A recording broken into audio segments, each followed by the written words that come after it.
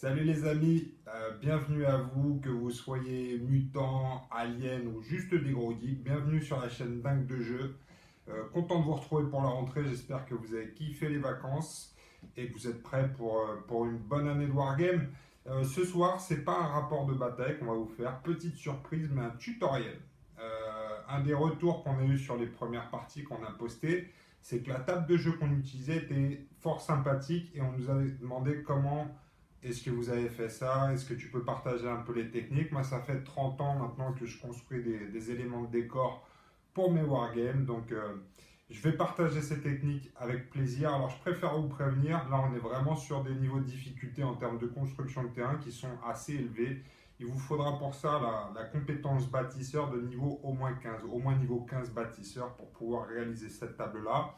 Enfin, un message d'espoir, c'est que si moi j'arrive à fabriquer ça avec des paluches comme ça, c'est que tout est possible. Message d'espoir pour vous. Si j'y arrive, vous pouvez y arriver aussi. Persistance, un petit peu d'investissement en termes de temps et d'argent et vous arriverez au même résultat et peut-être mieux, j'espère, pour que vous puissiez partager votre expérience. Voilà. De quoi est-ce qu'on parle? Alors là, voilà la fameuse table sur laquelle on joue. Là, on a mis le grand format, on a ajouté de nouvelles dalles qu'on vient de fabriquer. Alors, c'est une table qui est modulable. Qu'est-ce qu'on veut dire par modulable? C'est que c'est une table qui est constituée de plusieurs dalles indépendantes. Exemple, ici, on a une dalle qui peut se détacher complètement. Donc, c'est des dalles de 30 cm par 30 cm qu'on peut installer comme on veut sur la table et qui nous permettent à la fois d'avoir une table de taille variable de 60 par 60 ou de 90 par 90 ou 60 par 90 où les possibilités sont illimitées en fonction du nombre de plateaux que vous allez mettre ensemble. Ce qui est intéressant aussi, c'est que le fait qu'elle soit modulable permet d'ajouter en permanence de nouveaux éléments comme cette zone qu'on est en train de fabriquer. Elle n'est pas encore terminée, mais vous voyez, c'est une station une pompe, une citerne, une station essence ou de l'eau. En tout cas, ça nous permet de construire en permanence de nouveaux éléments pour ajouter à notre table et inventer de nouvelles histoires, de nouveaux scénarios. Pour faire une table forte, il vous faut un thème qui est fort. On peut faire des tables passe-partout qui marchent aussi bien pour les jeux futuristes que pour l'heroic fantasy. Mais franchement, au final, ce qu'on a souvent, c'est une table qui est un peu fadasse et qui manque d'identité. Là, vous le voyez, on est sur une table qui est une table futuriste qu'on a créée pour notre jeu préféré, Eden the Game, qui est un jeu futuriste apocalyptique. Donc, la race humaine a exploité toutes les ressources de la Terre et a fini par tout faire péter avec des bombes nucléaires et des bombes sismiques. Donc, c'est ce qu'on retrouve un peu en termes d'ambiance. On est sur un décor très industriel. Il n'y a pas un pet de verdure, pas besoin de passer la tondeuse. Et ensuite, tout est un peu abîmé, brûlé et endommagé, puisque il y a eu quelques explosions nucléaires et que la guerre antidécennale, c'est fini. Donc les choses sont bien abîmées. Voilà un peu pour le thème de cette table.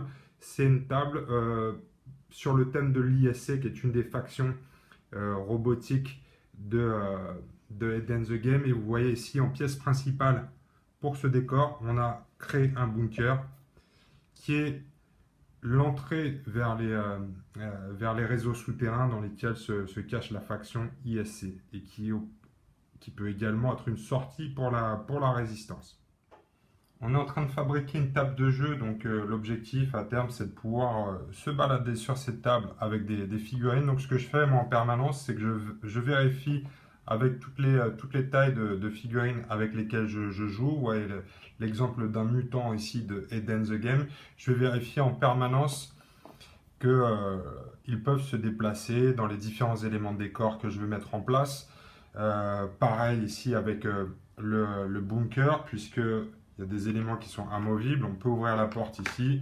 Je vais vérifier que mes personnages, mes figurines puissent se déplacer à l'intérieur des différents éléments de décor et qu'on puisse bien exploiter toute la table. Ne chargez pas trop vos dalles, puisque à part sur des pièces centrales qui peuvent servir d'objectif, après vous avez aussi la possibilité d'ajouter différents éléments de décor pour varier vos parties et pour pour augmenter la difficulté ou raconter des scénarios. Ça, c'est pas un problème, on peut toujours en rajouter. Par contre, c'est très difficile à enlever dès qu'on les a collés sur les dalles. Alors, c'est une table qui est fabriquée à base de plâtre. On va le voir dans ce tutoriel, mais chaque élément, chaque petit carré que vous voyez ici, est moulé individuellement avec des moules et du plâtre, et ensuite assemblé ensemble pour pouvoir créer un décor. Alors, un des points positifs de cette technique au plâtre, c'est que tout est possible. Et on a un rendu qui est extrêmement fin de toutes les techniques possibles et imaginables. On est vraiment sur une des méthodes qui donne le plus de finesse dans le travail. Tout est possible, les seules limites, c'est l'imagination. On a même des possibilités comme ça de parties amovibles avec les portes. Vraiment un grand niveau de finesse. Je dirais qu'un des points négatifs du plâtre, c'est sa fragilité. On est quand même loin de la résistance de la résine. On peut aussi bien évidemment faire tous ces moules en résine, mais le coût va être beaucoup plus élevé et le temps de fabrication également. Donc là, on utilise du plâtre. C'est déjà assez long comme ça, mais vous verrez un des aspects compliqués du plâtre, c'est sa fragilité. Je vous montrerai tout à l'heure dans la vidéo comment essayer de faire en sorte que la table au final ne soit pas trop fragile et qu'on puisse l'utiliser pour nos jeux préférés. Un des points négatifs du plâtre, c'est son poids, puisqu'une dalle simple finie comme ça pèse exactement 1 kg et qu'une dalle plus complexe comme celle-ci pèse 2,5 kg. Donc là encore une fois, il faut en tenir compte sur toute la partie transport. Ça pèse, hein, puisqu'une table complète va peser entre 10 et 15 kg. Deux ingrédients principaux dans cette première étape, ça va être du plâtre à mouler. Ça c'est du plâtre qu'on achète pas au rayon bricolage parce qu'il n'est pas assez fin. En général, le plâtre que vous allez trouver dans les magasins de bricolage, c'est du plâtre de magasins de loisirs créatifs, et il y a plusieurs qualités de plâtre. J'utilise celui-ci moi pour toute la partie pour toutes les dalles de base, et pour des éléments qui sont beaucoup plus fins et qui nécessitent un peu plus de résistance, j'utilise du Staturock. C'est une autre qualité de plâtre qui est un petit peu plus chère mais qui donne de très bons résultats.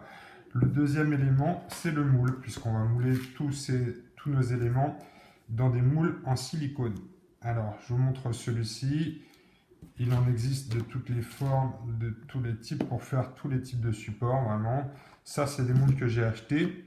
On peut aussi réaliser ces moules en silicone. Il y a des tutos sur YouTube. Vous en trouverez notamment sur la chaîne Wargame France, YouTube. Wargamer France. Ça, c'est des moules que j'ai réalisés moi-même pour aller un peu plus vite dans la fabrication de mes dalles. Et ça, c'est des moules qui viennent de la société Hearst Arts. J'essaierai de mettre les coordonnées dans la vidéo. Il en existe une bonne cinquantaine de moules différents. C'est un petit investissement, hein, puisque chaque moule vaut entre 30 et 35 euros. Donc ça fait un investissement. Il faut en moyenne, je dirais, 4 à 5 moules différents pour pouvoir réaliser une seule dalle. Beaucoup plus si vous voulez avoir des éléments de décor plus divers. Donc ça nécessite un petit investissement. Mais la durée de vie, moi ça fait 7 ans que je les ai, je crois. Ils sont toujours intacts. Depuis que j'ai acheté les miens directement des US, ils ont un distributeur maintenant qui est basé au UK, en Angleterre, encore en Europe pour quelques mois. Mais profitez-en pour acheter vos moules Hearst Arts. C'est un bon investissement. Si vous êtes un club ou si vous êtes une bande de potes, cotisez-vous pour acheter ces éléments-là, parce que la durée de vie est très longue et vous allez pouvoir, avec ces éléments-là, réaliser tout ce que vous voulez. Le travail, le plâtre, c'est plutôt une activité d'été, parce qu'on fait ça à l'extérieur. On évite de faire ça sur la table du salon, sinon on en fout partout et c'est dégueulasse. Il nous faut une petite bassine avec de l'eau savonneuse dans laquelle on va nettoyer et préparer les moules. Il nous faut un petit récipient pour faire le mélange de plâtre. D'habitude, j'ai un joli petit seau. Je sais pas ce que j'en ai fait, donc j'ai pris une bouteille de lait que j'ai coupée en deux pour improviser un petit récipient. C'est pas très important, de toute façon, souvent à la fin, il est détruit dans le processus. Ensuite, j'ai ma petite truelle ici pour racler les moules et une petite bouteille d'eau pour faire mon mélange avec mon seau de plâtre. Donc là, je suis bien installé. Ce que je vais faire dans un premier temps, c'est rincer les moules. Donc vous voyez, les moules ici, ils sont dans l'eau savonneuse. Les baigner dans l'eau savonneuse, ça permet de préparer le moule et d'enlever les bulles en fait. Moi, je laisse toujours un petit peu d'eau. Voilà, je vais le rincer, mais je laisse toujours un petit peu d'eau dans le fond du moule pour que le plâtre se mette partout et qu'il n'y ait pas de bulles qui se forment. Donc voilà un de nos moules que je vais disposer sur la table. En général, ce que je fais, c'est que j'en prépare plusieurs que je vais mettre côte à côte. Je vais préparer tous mes moules. En général, on fait plusieurs tournées dans une après-midi, donc c'est pour ça qu'on a cette eau aussi pour rincer, pour enlever les résidus de plâtre des précédentes tournées. Je le dispose à côté. Pareil, encore un autre. Je vais mettre comme ça 3 ou 4 moules côte à côte.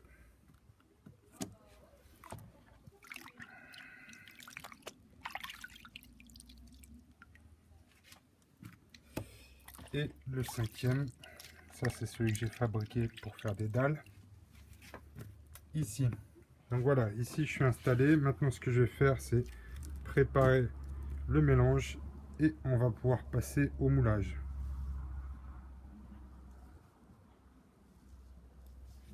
Allez, je vais remplir mon godet, un petit récipient de plâtre. Je vais le remplir à peu près à moitié avec ma cuillère.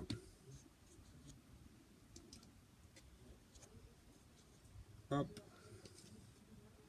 Voilà. Je sais qu'il y a des savants dosages, moi j'y vais un peu au feeling. Donc vous voyez, ici j'ai mis le plâtre. Et ensuite je vais venir y ajouter de l'eau avec ma petite bouteille. Et j'ajoute l'eau dans le récipient. Vous avez un peu de temps, hein, c'est beaucoup plus lent au niveau de la prise que la résine. Le séchage avec le plâtre, c'est en 20 minutes à peu près. Alors après, au bout de 5 minutes, ça commence à être un peu solide. Mais vous avez le temps de préparer tout ça. Je mélange jusqu'à ce que soit la consistance d'un bon fromage blanc, je dirais. Un bon fromage blanc. Il faut bien remuer pour enlever tous les grumeaux.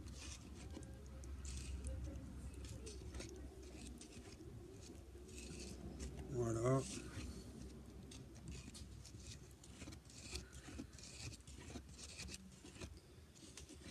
Prendre le temps hein, pour avoir une bonne mixture. S'il y a des grumeaux dedans avec du plâtre qui n'est pas mélangé à de l'eau, ça va faire des trucs dégueux, des gros pâtés dégueux. Voilà, je tourne comme ça. Je vais vous montrer l'aspect, comment je vais faire.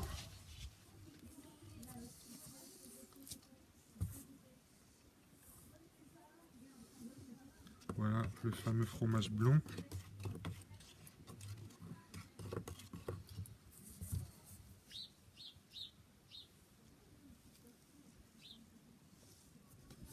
Ma mixture est prête, je vais venir verser dans le moule directement en prenant soin. En général, je commence bien par le centre et je laisse le plâtre s'étendre petit à petit sur toutes les zones du moule. J'aide avec la cuillère pour orienter le flot du plâtre.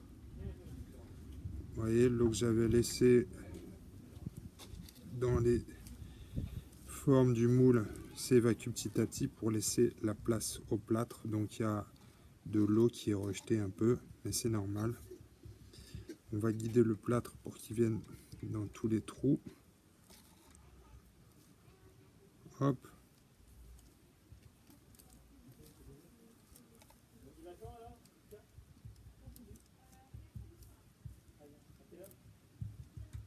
Voilà, je pousse mon fromage blanc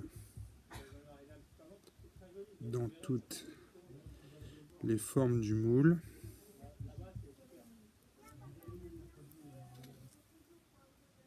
Voilà plusieurs moules que j'ai remplis. J'en fais pas qu'un à la fois à chaque fois, hein. J'essaie d'en disposer plusieurs sur la table.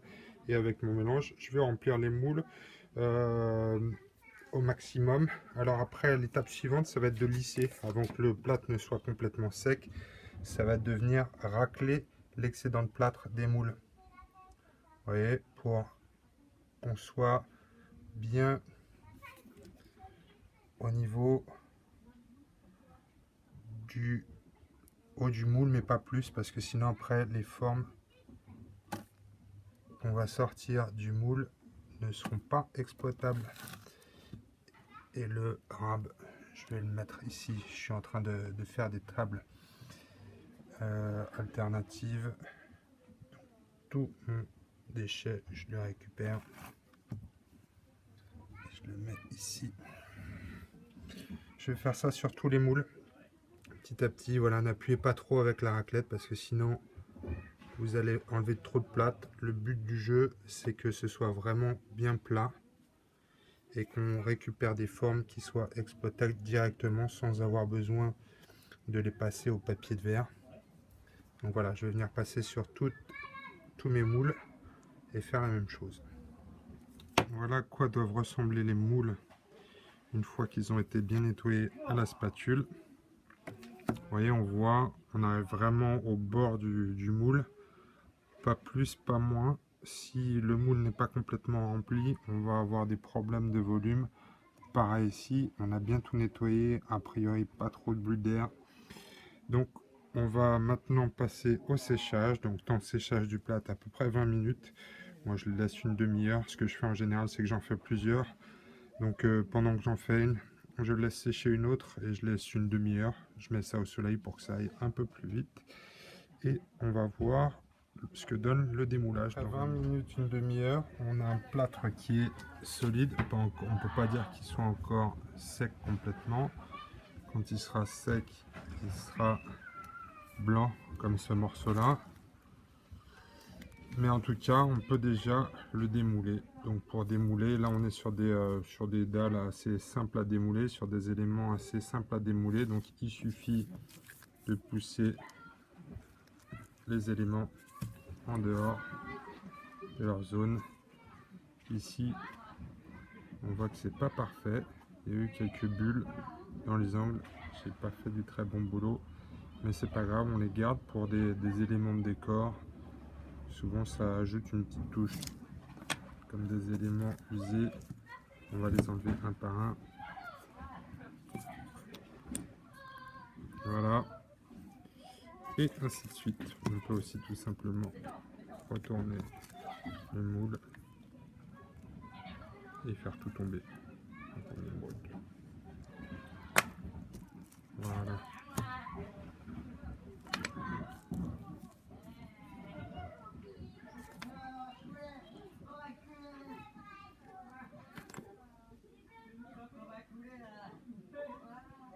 Alors voilà, à la sortie du moule, les pièces sont terminées.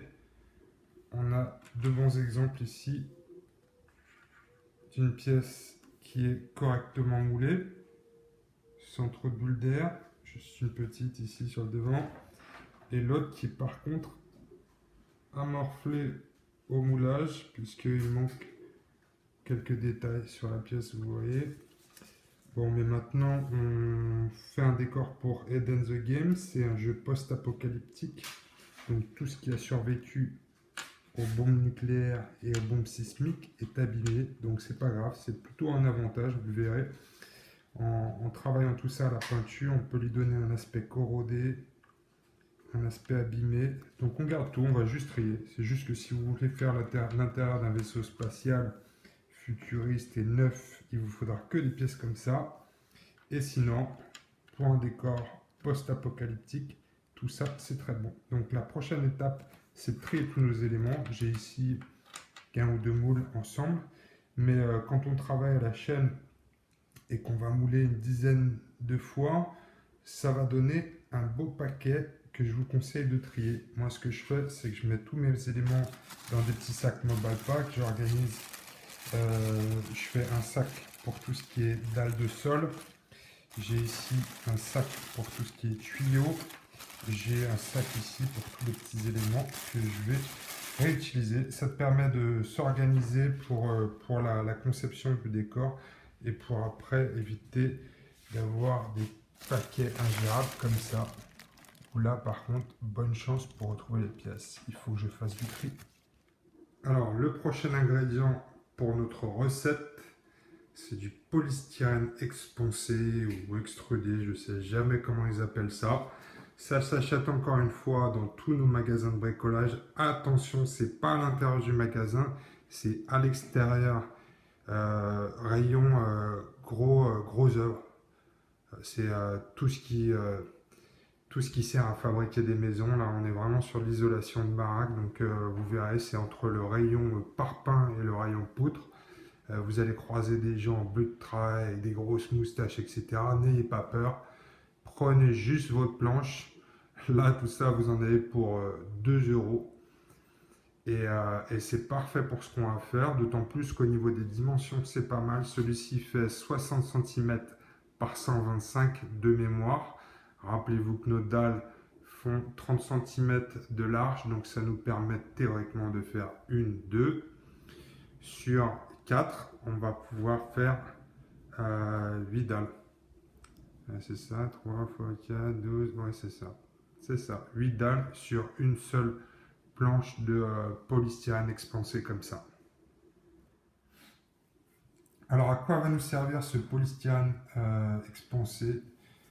Il va nous servir de base en fait, puisque vous voyez ici, le plâtre, c'est 5 à 7 mm d'épaisseur. Et donc pour ajouter de la consistance et pour qu'on puisse vraiment déplacer des dalles complètes, on va venir fixer nos dalles, nos éléments de plâtre sur une base de polystyrène. Ça permet effectivement d'avoir des bonnes dalles en main sans rajouter de poids. Rappelez-vous, le plâtre est déjà suffisamment lourd comme ça, donc ne rajoutez pas de poids. Ça fait une bonne base. La couleur originale, c'est un espèce de jaune pipi clair. Donc moi, je peins les tranches systématiquement pour que ce soit plus agréable à regarder parce que sinon on voit que le jaune. Ça permet également d'autres choses. C'est bon pour le transport ou pour le stockage puisque quand vous voulez entreposer vos dalles, il n'y a pas de problème puisque là c'est mousse contre plâtre. Il n'y a pas de souci, vous pouvez les superposer comme ça. Pour le transport, c'est toujours pratique sans qu'elles s'abîment. Ce qui est bien également, on le voit sur cette dalle, c'est que le polystyrène, vous pouvez le creuser pour faire des effets 3D. On le voit sur cette dalle ici. J'ai fait une espèce de tranchée. Donc là, je suis venu creuser le polystyrène pour mettre des éléments au fond. Et en fait, comme c'était complètement évidé, je suis venu utiliser du Rice Krispies, mais n'importe quelle marque de céréales fera l'affaire pour renforcer cette partie-là et venir coller mes éléments de plâtre directement dessus. Donc voilà pour le polystyrène qui est très utile. Voilà, j'ai tracé mon carré, ma dalle de 30 par 30 ici sur le polystyrène que je vais venir découper à la règle en fer et au cutter de compète.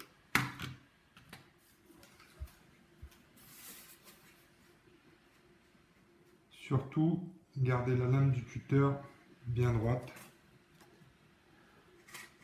pour ne pas découper votre dalle en biseau et qu'on soit vraiment sur des choses qui soient rectangulaires et qui s'alignent parfaitement sur la table de jeu. Précision et attention les doigts. Me voilà avec de magnifiques dalles prêtes pour l'emploi. Vous voyez, ça c'est une coupure nette au cutter. Veillez à ce que la lame de votre cutter soit en bon état parce que sinon vous allez faire des boulettes et des cochonneries. Ça c'est ce qu'on appelle une coupure bien nette. Nos dalles sont prêtes pour la prochaine étape. On a maintenant tous les éléments pour passer à la partie production. Donc notre dalle ici en polystyrène, nos éléments en plâtre et le nouvel élément pour la dernière phase de production, c'est une colle rosace moulure et isolante mince. C'est comme ça que ça s'appelle. Ça se trouve toujours dans votre rayon bricolage, ça coûte pas très cher. Et il y a une petite spatule à l'intérieur pour étaler tout ça sur votre planche en polystyrène avant l'application des éléments en plâtre. Voilà, on a tous les composants pour commencer à fabriquer notre dalle. Il ne nous manque plus qu'une idée. Il va falloir travailler sur le concept. Il va falloir voir comment on agence toutes ces plaques de plâtre. Comme vous pouvez le voir ici sur une dalle, on a 12 carrés pour composer cette dalle. Donc 12 sur 12, c'est ce qui nous permet de faire une dalle de 30 par 30, 30 cm par 30 cm. 12 fois 12, ça fait 144. Donc ça veut dire qu'on a sur cette planche-là 144 éléments de plâtre qui ont été moulés individuellement. Il y en a qui sont de 2 cases, comme vous voyez ici. Donc le but du jeu maintenant, ça va être d'élaborer le schéma de votre planche. Il va falloir faire des dalles qui sont plates, hein, parce que si on fait que des éléments 3D sur toutes vos dalles, après ça va être très compliqué de circuler et de jouer sur votre table de jeu. Donc voilà, on va se mettre au boulot sur la conception. Il y a plusieurs méthodes. Là, on peut travailler sur du papier quadrillé et définir et commencer à dessiner sa planche. Nous, ce qu'on fait, c'est une méthode un peu plus freestyle. On part sur une idée, sur un concept, et ensuite, on va venir poser directement sur notre planche, donc en polystyrène, les éléments côte à côte pour commencer à construire une dalle. On va vous montrer tout ça. Alors, mon astuce du jour pour être plus efficace dans la fabrication de décors, conseil du jour, faites des enfants. Puisque sur les 10 premières années, il faut juste les nourrir et ils ne sont pas très productifs. Mais après, ils pourront vous donner un sérieux coup de main sur la réalisation de vos décors. À l'œuvre ici, Angèle, en train de choisir ses éléments. Je vous parlais de la méthode freestyle tout à l'heure. C'est exactement ce qu'on est en train de faire. On s'est dit avec Angèle qu'on allait construire un élément de décor sur le thème d'une citerne ou d'une pompe. Il va y avoir un élément central sur cette dalle qui va être un élément avec des tuyaux qui va pouvoir nous servir sur des scénarios comme aller chercher de l'eau ou de l'essence ou voilà, des choses comme ça, des scénarios de pillage. Donc on va commencer à construire cette dalle. Vous voyez, Angèle est en train de piocher les éléments dont il a besoin pour la conception de sa planche et il va venir juste les poser. Pour l'instant, on ne colle rien du tout, on est juste en train de les poser pour essayer de concevoir notre planche. On a encore la liberté de tout placer comme on veut. Donc on va créer de façon virtuelle notre planche avant de passer au collage. Alors voilà, après quelques heures de travail, de réflexion, de mise en place, Angèle, on peut être fier de cette nouvelle table. Enfin, c'est pas une table, c'est cette nouvelle dalle pour la table de jeu. Est-ce que tu peux nous expliquer le concept? Donc on est parti du concept que c'était une raffinerie. Et du coup, ça c'est la machine qui envoie le liquide dans les tuyaux. Là, il y a des manivelles pour activer le liquide, donc pour le mettre dans les jerrycans ou des choses comme ça qui viendront des tapis roulants ici. Et on a utilisé des décors comme les tuyaux pour faire plus l'impression d'une raffinerie. Ok, très bien. Et on est monté assez haut là sur les tuyaux. Pourquoi? C'est pour laisser la place aux figurines, donc ça les gêne pas. Par exemple, là ils peuvent passer. Si on avait fait trop bas, après ils n'auraient pas pu passer, ça aurait gêné les figurines. Ok, donc on a quelques éléments de décor à contourner, mais en tout cas on n'a pas une table qui est impraticable. Donc on a des éléments de décor à thème, mais on a la possibilité de circuler. Est-ce que les dalles là elles sont collées? Non, elles sont pas collées, mais on a collé tous les objets qui volaient ou qui étaient dans les airs pour ne pas qu'ils tombent. Avec quoi? Qu'est-ce qu'on utilise comme colle? Avec de la colle contact néoprène. Alors ouais, effectivement, je vous ai montré tout à l'heure la colle pour coller les dalles sur le polystyrène. Mais pour tout ce qui est éléments aériens, tout ce qui est éléments qui vont venir se fixer sur la dalle elle-même, on utilise de la néoprène, c'est ce qu'il y a de plus résistant. Donc voilà le premier, voilà la maquette. On va maintenant passer au collage de tout ça. Angèle, merci beaucoup, du bon boulot. Et on se retrouve bientôt pour une partie sur cette magnifique table. Merci Angèle. Maintenant, on va passer du prototype à la phase de montage finale. Donc tous les éléments ici qui sont sur cette planche ne sont pas collés. On va les garder comme ça parce que ça c'est notre base. Et on va venir les coller pour de vrai sur cette plaque là. Donc je vais prendre en fait chaque ligne ici pour venir les mettre sur cette plaque-ci avec la colle que je vous montrais plus tôt. Donc c'est colle rosace, moulure et isolant mince, mur et plafond. La néoprène, on oublie. Hein. La néoprène, c'est la meilleure colle pour coller plâtre sur plâtre. Par contre, si vous utilisez ça sur le polystyrène, c'est adios amigos. C'est fini, ça va faire des trous. Ça mange le polystyrène, donc c'est fini. On va passer de la néoprène à cette colle-là. On a d'autres alternatives. On a aussi la colle à bois, pas très chère et qui fonctionne aussi, la PVA. Moi j'aime bien celle-ci pour une raison, je vous l'ai montré tout à l'heure, mais on va ouvrir le pot. On a une bonne consistance avec une spatule et on va venir étaler ça sur la planche pour pouvoir faire nos différentes lignes et jusqu'à arriver à la plaque complète. Donc place à l'action. Je vais placer la caméra devant la plaque et on va y aller.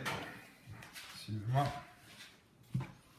Donc là, je vais venir avec ma spatule prendre une bonne dose de colle et je vais venir l'appliquer directement sur la plaque. Donc voilà, on l'étale bien. Vous voyez, en plus, il y a des petites rainures. Ça sèche pas trop vite, ça nous laisse le temps de positionner les éléments. Mais je ne vais pas étaler sur toute la planche hein, pour l'instant. Je vais faire que de quoi installer une ou deux lignes. Si vous beurrez toute la plaque, ça aura séché avant que vous ayez mis tous les éléments. Donc je viens ici sur la première ligne, j'en mets, je gratte. On doit avoir suffisamment de colle, mais pas trop non plus pour pas que ça déborde quand on va venir appliquer les plaques de plâtre. Ça doit avoir la consistance, je dirais, du Nutella sur une crêpe. Hein, voilà. Une bonne crêpe au Nutella. Si on en met trop, ça dégouline par les trous, c'est dégueulasse. Mais là, on est pas mal.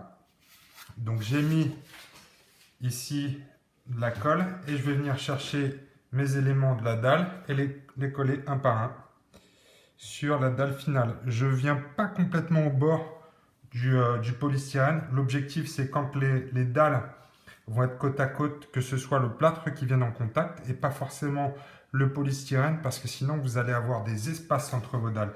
Et la façon dont je le coupe prévoit ça effectivement, que ce soit le plâtre qui vienne au contact et pas le polystyrène. Donc vous voyez, après, c'est comme les Lego. Je vais venir mettre mes éléments un par un. Et je vais continuer comme ça sur toute la ligne.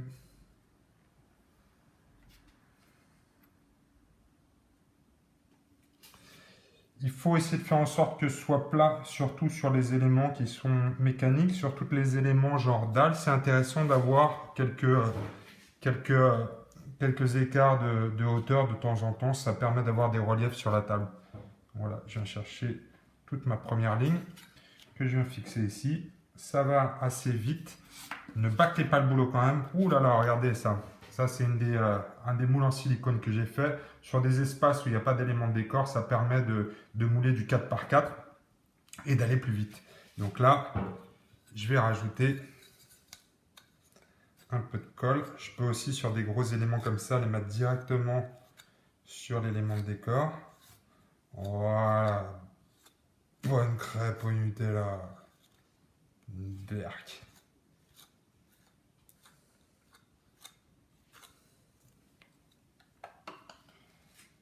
Tac, tac, tac, tac, tac.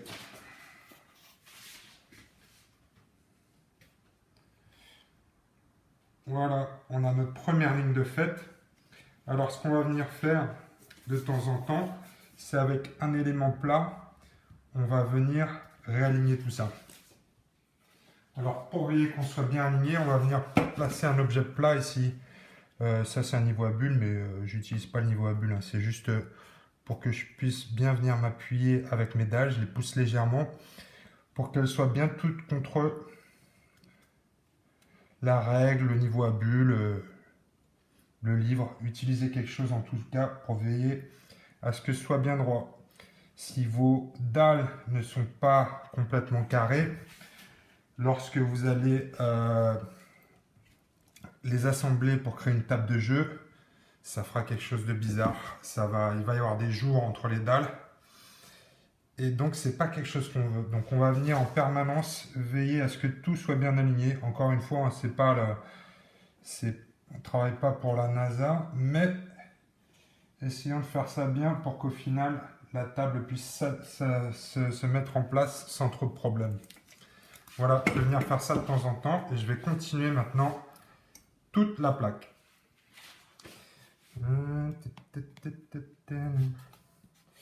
Voilà, on continue. Là, on en a pour un petit moment, hein. On va s'amuser. Continuer, j'applique ma colle. Pas trop épais. Crêpe Nutella, crêpe Nutella. Rappelez-vous de ça. Si vous avez cette consistance-là, c'est bon. Si quand vous appliquez vos carrés de plâtre, ça déborde de tous les côtés, ça n'est pas bon. Ça n'est pas bon. On continue. Voilà. Voilà. Alors là, je filme, donc je mets pas de musique, hein, mais moi j'aime bien travailler en musique. Ça rend l'exercice un peu plus agréable. Écouter une musique plutôt tranquille, hein. Moi, je conseille fortement un bon reggae quand je bricole. Si j'écoute du métal, je casse tout. Mais un bon reggae, ça détend.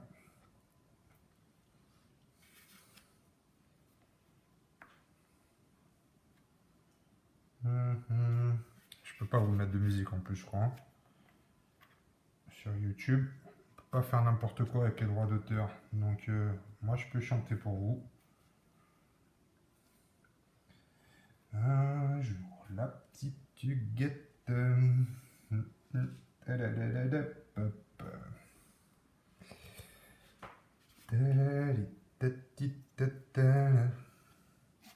remets un petit peu ici, il n'y en a pas assez beaucoup là.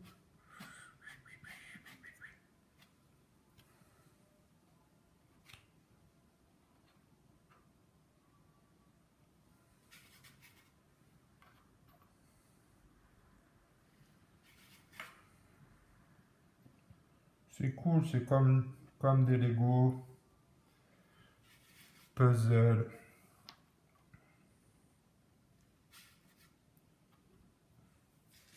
Oh, je vais essayer de pas casser ça.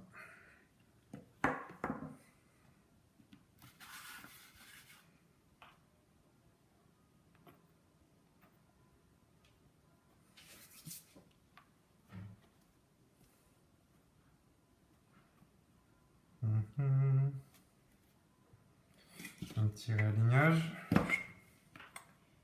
Tac, je viens de tout pousser comme ça. Pareil, comme ça. Il y a des petits décalages, hein, ça bouge un peu, mais bon.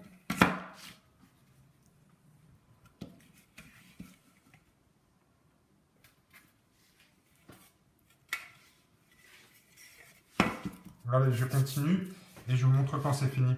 A tout de suite. Et voilà, c'est tout collé. C'est tout collé. J'ai vérifié sur chaque bord qu'on était bien aligné. Voilà. On a une planche qui est bien carrée. Il nous reste une chose à faire, c'est de coller les éléments qu'on vous a montré tout à l'heure. Alors on pourrait se dire pourquoi il colle, il devrait les laisser amovibles, plus facile à stocker, plus facile à transporter. Moi j'aime bien avoir des dalles à dispo qui soient terminées, qu'on n'ait plus qu'à mettre sur la table. Le stockage et le transport, c'est mon problème. Donc là pour ces éléments-là, on va reprendre la bonne néoprène, puisque là on est plâtre sur plâtre. Donc je vais venir coller ces éléments-là pour finaliser la table. Allez, c'est parti. Là, c'est pareil. On en met une bonne dose. Et la néoprène, c'est vraiment le top niveau. Ça colle super bien. Il faut être généreux sur la colle. En général, on a des petits décalages entre les dalles de plâtre. Et si ça déborde un peu, c'est pas grave, vous inquiétez pas. Tout va bien se passer. Une.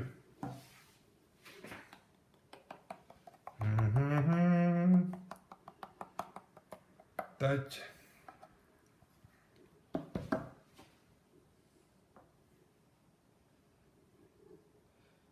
Tac, le deuxième. Et ensuite, le dernier. Et là, j'ai utilisé un plastique transparent pour finir mon tube. Mais après, je vais tout peindre, hein. Il ne va pas rester transparent. Ça aurait pu être sympa pour faire des effets avec de l'eau, etc. Mais je me serais appliqué davantage sur la colle qu'on voit partout à l'intérieur. C'est aussi de la néoprène. Mais étant donné que je vais tout repeindre, c'est pas très grave. Un peu par-ci, un peu par-là. Beaucoup même. J'aime bien la néoprène, j'en fous partout. Voilà. En espérant que ça tombe parfaitement bien. Hop. Presque. Oh putain, j'en fous partout.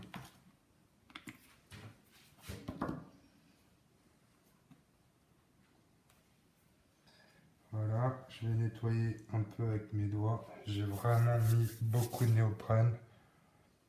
En même temps, on est sûr que ça ne va pas se décoller après. J'appuie, je vérifie que tout vient bien se positionner. Ça a l'air pas mal tout ça.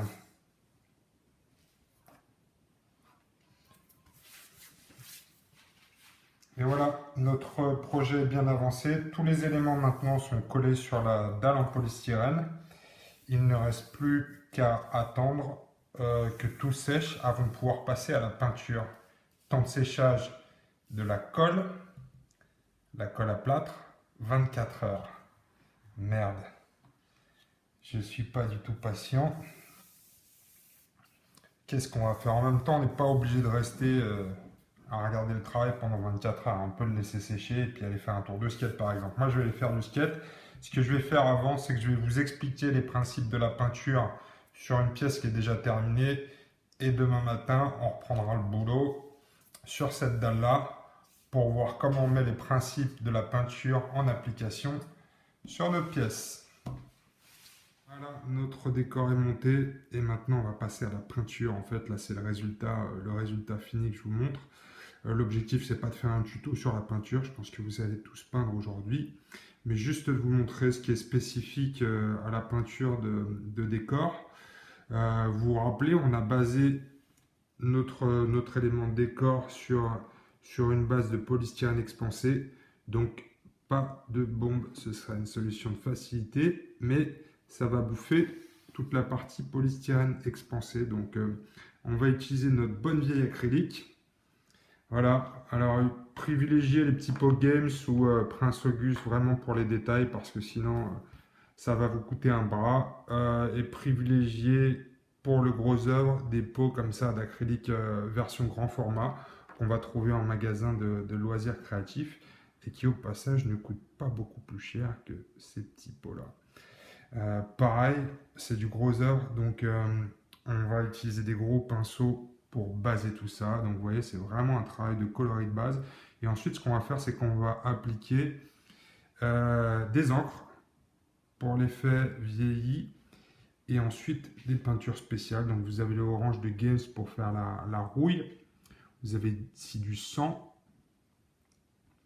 Et ensuite les peintures spéciales Tamiya, donc pour tout l'effet huile. Et la dernière, c'est pour le smoke, c'est la fumée. Donc on le voit ici, comme j'ai utilisé tout ça, donc par-dessus les bases de gris, on a mis une encre pour vieillir le tout. On voit aussi les touches de rouille ici sur la porte. Donc la rouille se dépose là où l'eau s'accumule. Donc soyez vigilants sur la façon dont vous l'utilisez. On n'en fout pas partout, on les fout. On essaye de mettre tout ça intelligemment. Pareil avec les encres, c'est sur l'effet huile, pardon, c'est sur les vérins. Donc on les a positionnés ici près du tapis roulant. Je vais enlever la porte. Voilà, pour voir tout ça. Voilà, sur les vérins. J'ai mis un peu de sang ici. On peut imaginer qu'un mec s'est fait couper en deux lorsque les vérins se sont refermés sur lui. J'en ai mis aussi sur la porte que je montrais tout à l'heure. Donc là, c'est pareil. Toutes ces encres spéciales vous permettent de raconter une histoire. On imagine bien la porte se refermer sur un gars et le couper en deux. Merci. Voilà pour la peinture. Rien de très compliqué. C'est vraiment l'objectif, c'est d'aller assez rapidement. On n'est pas en train de peindre une figurine pour le Golden Demon, mais on essaye d'aller vite et d'être efficace. Voilà, la colle est sèche et on va commencer notre peinture. On s'est mis en extérieur parce qu'on va utiliser de la bombe. Alors je sais, il y a une minute, je vous ai dit qu'on n'utilisait pas de bombe parce que ça mangeait le polystyrène. Et c'est vrai, c'est toujours vrai, mais ça ne mange pas le plâtre. Donc, petite astuce, ici on ne le voit pas très bien parce que c'est presque la même couleur. J'ai protégé le polystyrène avec du scotch à peinture et je vais surtout me concentrer sur la partie supérieure et sur du coloris métallique puisque ça va me faire gagner beaucoup de temps. Donc, je vais commencer à passer ma bombe sur toutes les parties métalliques de la plaque et il y en a pas mal. Hein, on viendra nettoyer tout ça après avec le gris pour les contours, mais je vais y aller comme ça.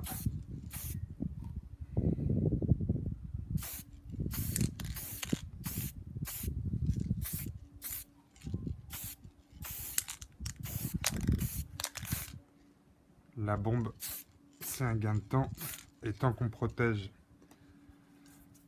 le polystyrène, on est bon. Voilà, en 2 minutes avec des bombes, ce que ça donne, j'ai passé une couche de métallique et un peu de gris même pour préparer la table. Maintenant, ce que je vais venir faire, c'est avec mes tubes d'acrylique, je vais venir finir de baser la table. Donc on prend un pinceau large, une palette avec des bonnes quantités de peinture et on va venir ici baser. Hop. Voilà, essayez d'être un peu plus habile que moi et de ne pas dépasser sur les parties où on vient de passer du métallique. Voilà.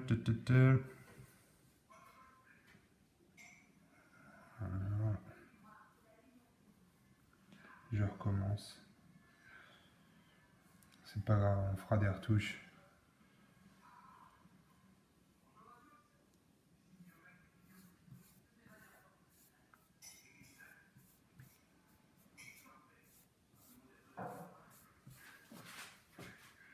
Voilà, l'élément est complètement basé. Vous voyez, c'est pas du travail de haute précision, hein. Mais on a toutes nos couleurs de base sur lesquelles on va pouvoir venir appliquer des jus et des effets spéciaux type rouille, type huile, etc. Vous voyez, j'ai aussi peint le polystyrène en noir pour que la dalle ressorte mieux. Sinon, encore une fois, c'est le jaune qui va attirer l'œil. Voilà, on est prêt à passer à la prochaine étape. Une fois que toutes les bases sont posées, on peut travailler à l'aérographe pour venir faire des effets de salissure avec du noir. On va passer du café aussi pour tout, couleur café, pour toute la partie salissure et rouille. Là, c'est Néo qui est en train de préparer tout ça. Néo, tu nous fais un coucou? Oui. Bon boulot, Néo. Allez, on continue au boulot. Je vous l'ai dit, hein, astuce numéro 1, faites des enfants. Et il n'y a pas de limite, hein, vous pouvez en faire tant que vous voulez. Tout ça, après, c'est de la main d'œuvre pour vos décors. On regarde Néo à l'action, le noir, le café, et après, on va passer les encres et les effets spéciaux. Le travail à l'aérographe est terminé. On a la chance d'avoir un aérographe. Si vous n'en avez pas, vous pouvez faire tout ça au pinceau, bien évidemment, mais ça permet de gagner un temps précieux. Alors, Néo, explique-nous ce que tu as fait sur cette dalle. Donc à l'aérographe, on a essayé de donner plus de vie au décor avec du noir et du café pour faire des traces d'huile, des impacts de balles, des brûlures et des choses comme ça. Donc on a essayé de mettre en valeur des défauts du plâtre. Donc par exemple là c'était des petites bulles d'air qui se trouvaient dans le plâtre et qu'on a fait ressortir en tant qu'impact de balles. Et ça rend franchement bien. Et donc on a essayé aussi de donner de la profondeur dans les tuyaux en y mettant du noir. On a essayé donc de recréer cet univers post-apocalyptique avec tout un tas d'objets assez détruits et salis.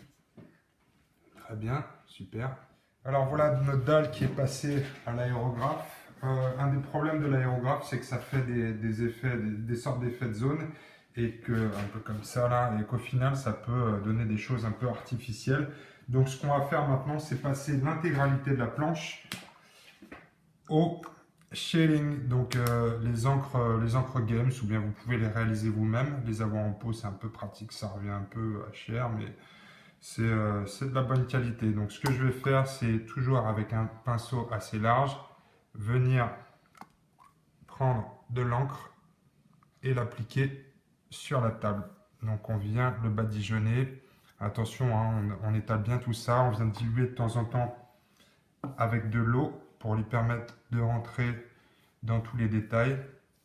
Diluez pas trop non plus parce que sinon ça va rien faire. Mais vous verrez que on va garder les effets de zone de l'aérographe et en plus on va avoir les détails de relief de chaque dalle et de chaque élément en fait de ce décor. Donc là, on est parti pour toute la planche avec Néo qui va passer à la réalisation et on vous montre tout ça dès que c'est terminé. A tout de suite.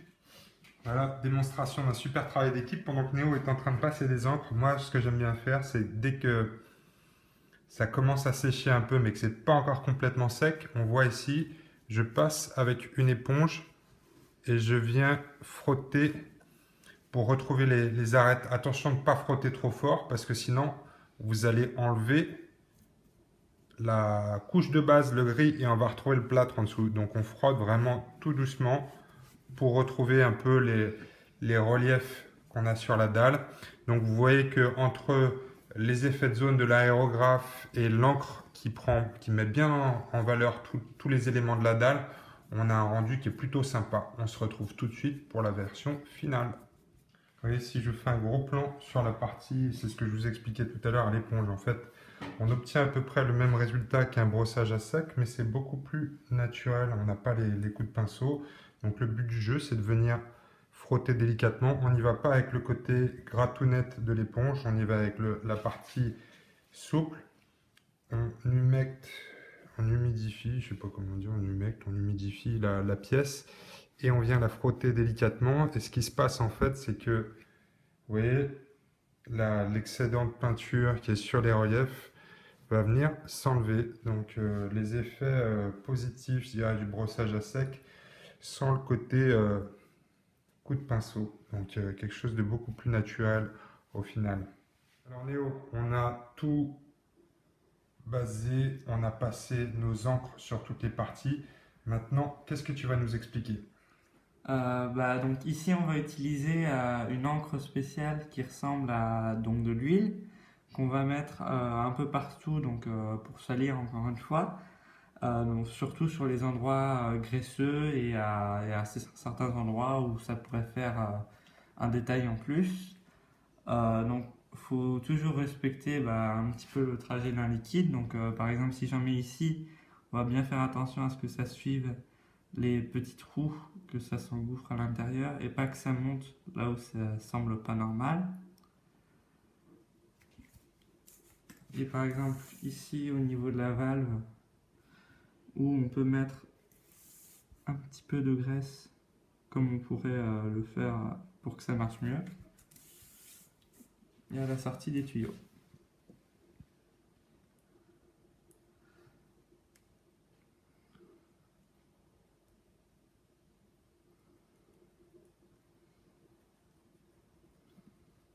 Voilà, on a bien bossé, nos dalles sont prêtes, elles sont montées, elles sont peintes. Maintenant, je vais vous montrer comment on les protège pour la bataille. On va les vernir, mais on n'utilise pas un petit vernis en bombe, on va utiliser un vernis qui s'achète pas en magasin de loisirs créatifs, mais plutôt en magasin de bricolage, Casto Bricolage ou bien Le Roi Machin. Donc c'est un vernis de pierre haute résistance. C'est dilué à l'eau et temps de séchage 30 minutes. Donc je vais en passer 2 couches. Je vais laisser sécher entre les 2 couches, bien évidemment. Je vais travailler avec un gros pinceau, comme ça. Et donc le but du jeu, ça va être de venir enduire toute la planche en prenant soin de bien passer partout, mais de bien étaler le vernis aussi. Ne laissez pas de petites piscines dans les endroits où vous avez des creux, parce que sinon ça va faire quelque chose de moche. Mais je vais venir comme ça avec mon pinceau enduire toute la table. Pas oublier de bien protéger les bords aussi, c'est là que c'est en contact entre les planches, donc on va venir protéger cette partie là aussi. Voilà, je vais le faire comme ça, toute la plaque, et ensuite laisser sécher une demi-heure avant d'en appliquer une deuxième couche. Sur nos dalles en 3D c'est pareil, hein. On va venir tout peindre, hein. Même la partie mur, on va venir bien tout protéger, il n'y a pas de raison, tout va être manipulé, on ne veut pas qu'il y ait de casse, donc on protège bien tout ça. Je vais protéger aussi les éléments séparés, les portes. On va la blinder cette table. Les 2 couches de vernis sont appliquées et elles sont sèches. Alors vous le voyez, ce vernis a un aspect satiné, ce qui ressort plutôt bien sur les aspects, sur tout ce qui est métallique. Mais sur la partie plus béton, c'est pas forcément les faire chercher. Donc j'ai une petite technique, une petite astuce, c'est que je vais venir sur les parties béton appliquer un spray de vernis mat. Hein. Par contre, je vais essayer de ne pas en pulvériser sur la partie métallique, ça permet d'avoir en plus des jeux de brillance sur une même table, ce qui ajoute des effets sympas. Donc voilà, juste sur la partie bitume, la partie béton, je vais venir passer une couche de vernis mat en spray qui s'achète dans tous les magasins d'art.